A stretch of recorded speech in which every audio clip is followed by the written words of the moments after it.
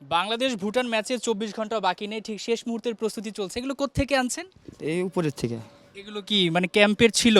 জি। এই মানুষজন থাকতেন? না, এর ক্যাম্পে সেনাবাহিনী করছিল। এখন সরায় নেওয়া হচ্ছে। হ্যাঁ, সরাই দিতে হয়েছে। শুনছিলেন যে আসলে বাংলাদেশ ভুটান ম্যাচকে ঘিরে কতটুকু সিরিয়াস বাফুফে সেটা কিন্তু বোঝা যাচ্ছে। অর্থাৎ আমরা কিন্তু দেখতে পাচ্ছি যে শেষ মুহূর্তের প্রস্তুতি যেটাকে বলে আর কি, যে গ্যালারিতে যে সিটগুলো রয়েছে সেগুলো পরিষ্কার পরিচ্ছন্ন করা হচ্ছে। এখানে কিন্তু সেনাবাহিনীর ক্যাম্প ছিল, অর্থাৎ এখানে তারা লম্বা একটা সময় ধরে ছিলেন। তবে ভুটান ম্যাচের আগে, সিঙ্গাপুর ম্যাচের আগে তারা এই জায়গাটা ছাড়ছেন। আবাসিক যেহেতু একটা ক্যাম্প ছিল, সব কিছু সরিয়ে নেওয়া হচ্ছে। প্রত্যেকটা সিট একদম নিট অ্যান্ড ক্লিন করা চাই, কারণ অনেক দিন পর খেলা, নতুন সিট বসেছে ঠিকই, তবে সিটগুলো কিন্তু বৃষ্টির কারণে ধুলাবালি বসে আছে এবং সব কিছু মিলে পরিষ্কার পরিচ্ছন্ন করতে হবে, সেদিকটাই কিন্তু নজর রাখছেন। আপনারা দেখতেই পাচ্ছেন ঠিক ক্যামেরায় যে প্রত্যেকটা সিট ধরে ধরে পরিষ্কার করা হচ্ছে, যাতে যারা খেলা দেখবেন তারা কোনো বিব্রতকর পরিস্থিতির মধ্যে না পড়েন।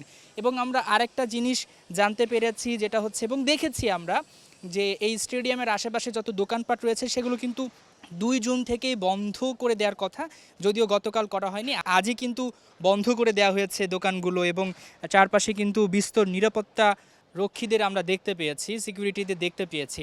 আপনারা যেমনটা দেখছিলেন, দোকানগুলো বন্ধ করে দেওয়া হয়েছে, গ্যালারি যে সিটগুলো রয়েছে সেগুলো পরিষ্কার করা হচ্ছে। কোনোভাবে এই ম্যাচকে ঘিরে কোনো ভুল করা চলবে না। যদিও ভুটান ম্যাচটা হচ্ছে বাফুফের জন্য একটা অ্যাসিড টেস্ট সিঙ্গাপুর ম্যাচের আগে। গণমাধ্যম কর্মীরা মাত্র 15 মিনিটের সময় পেয়েছেন, তবে 15 মিনিটে আমরা যা দেখতে পেয়েছি, আপনাদের যা দেখাতে পেরেছি, সবশেষ আপডেটটা হচ্ছে মাঠের কোনো একটা জায়গা অপরিষ্কার রাখা চলবে না, সেই প্রস্তুতি নিচ্ছে বাফুফে। প্রত্যেকটা গ্যালারির সিট পরিষ্কার পরিচ্ছন্ন করা হচ্ছে, যেখানে রং করা প্রয়োজন সেখানে রং করা হচ্ছে। এবং এই ম্যাচটা হচ্ছে বাফুফের কাছে, বারবার বলছিলাম, অ্যাসিড টেস্ট। ফুটবলারদের কাছেও একটা অ্যাসিড টেস্ট, সিঙ্গাপুরের আগে নিজেদের ঝালিয়ে নেওয়া।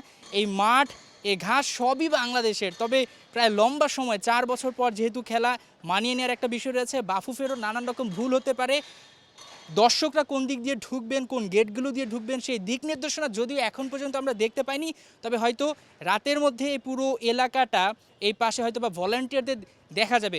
সব কিছু মিলিয়ে যদি বলা হয়, গণমাধ্যম কর্মীরা মাত্র 15 মিনিট পেয়েছে, বাফুফের হাতেও সময় কম, সবার হাতেই সময় কম। এই ভুটান ম্যাচটা কিন্তু আরও জমে যাচ্ছে। হামজা চৌধুরী এবং ফাহমিদুল তারা কিন্তু এই ম্যাচটা খেলবেন যতদূর আমরা জানতে পেরেছি। এখন দিন শেষে একটাই বিষয়, যে বাংলাদেশকে এই মাঠ থেকে দর্শকদের জয় উপহার দিতে হবে, তারা যাতে হাসি মুখে বাড়ি ফিরতে পারে। হাসান সজীব, 71 জাতীয় স্টেডিয়াম, ঢাকা।